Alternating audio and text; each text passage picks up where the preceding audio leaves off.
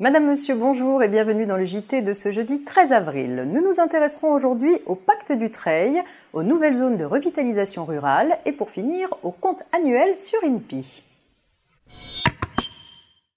On ouvre cette édition avec un point sur le Pacte du Treil. Les parts sociales ou les actions d'une société ayant une activité industrielle, commerciale, artisanale, agricole ou libérale soumise à un engagement collectif de conservation qui sont transmises par décès ou par donation sont exonérées de droits de succession ou de donation à hauteur de 75% de leur valeur sous certaines conditions. Pour bénéficier de cette exonération partielle, l'un des associés signataires de l'engagement de conservation ou l'un des héritiers ou donataires de la transmission doit exercer dans la société pendant la durée de l'engagement collectif de conservation et les 3 années qui suivent la transmission des titres, son activité professionnelle principale ou une fonction de direction. Dans le cas d'un engagement collectif de conservation réputé acquis, l'exonération partielle des droits de donation ne s'applique pas si après la donation des titres, le donateur assure lui-même la fonction de dirigeant de la société. Pendant les 3 ans qui suivent la donation des titres, c'est le donataire qui doit exercer la fonction de dirigeant. Nouvelle zone de revitalisation rurale à présent. À compter du 1er juillet 2017, la liste des communes classées en zone de revitalisation rurale, les ZRR, sera modifiée. Les ZRR seront définis selon de nouveaux critères, la densité de la population et le revenu fiscal par unité de consommation. La nouvelle liste de ces communes figure en annexe de l'arrêté du 16 mars 2017 modifiant ce classement.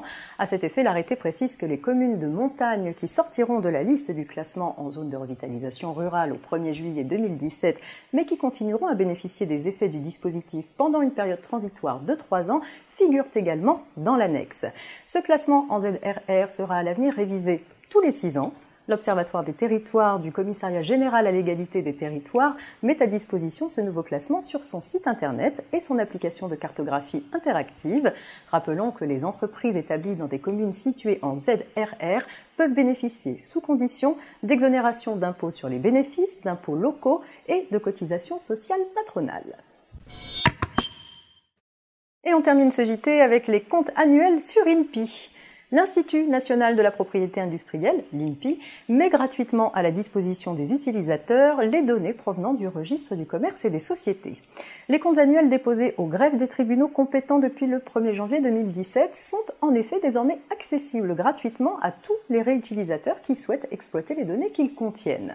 Les grandes entreprises, les PME, les start-up ou les particuliers peuvent ainsi se saisir des informations financières sur les entreprises figurant dans les comptes annuels pour imaginer de nouveaux services, améliorer leur activité ou en créer de nouvelles, à condition que les comptes annuels n'aient pas été déclarés confidentiels par les entreprises, comme la loi le permet pour les micros et les petites entreprises. Rappelons que les comptes annuels des entreprises contiennent les données des bilans, des comptes de résultats, des immobilisations, des amortissements et des provisions. La réutilisation des données est soumise à l'acceptation d'une licence gratuite disponible sur inpi.fr. C'est tout pour aujourd'hui. Très bonne journée à tous et rendez-vous demain vendredi pour un dernier JT avant le week-end.